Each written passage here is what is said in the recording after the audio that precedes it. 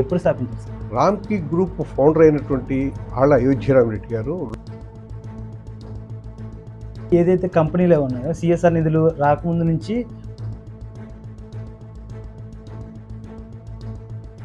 ఇదంతా కూడా వాళ్ళ యొక్క హృదయం యొక్క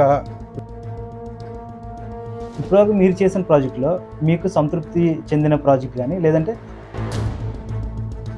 సహజ వనరుల సంరక్షణ, న్యాచురల్ రిసోర్స్ మేనేజ్మెంట్, విద్య, వైద్యం, ఏదైనా ప్రాజెక్ట్ చేయాలనుకుంటే ముందు ప్లాన్ చేసుకుంటాం. అవును. ఇప్పుడు ఈజీగా వెళ్ళి చేసేద్దాం అంటే అంత ఈజీ కాదు సార్. అక్కడ గిరిజనులు అంతకుముందు కొంత వాడుకున్నటువంటి కొన్ని అలవాట్లు కానీ రామ్కి ఫౌండేషన్ అనేది ప్రభుత్వంతో ఆ యంత్రాంగానికి ఉండేటువంటి తలుపు దాడుకో ఇప్పుడు హెల్త్ పరంగా రామ్కి ఫౌండేషన్ నుంచి ఇది మొదట మేము రామ్కి ఫౌండేషన్ ఫ్యూచర్లో మొత్తం దేశవ్యాప్తంగా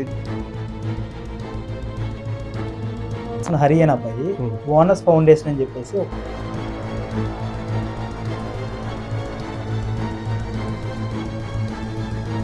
ఒక పక్క జర్నలిస్ట్, ఇంకో పక్క ఫౌండేషన్, ఈ మధ్యలో రచయిత గారు అసలు ఏంటి అసలు రచయిత అనేది ఎందుకు?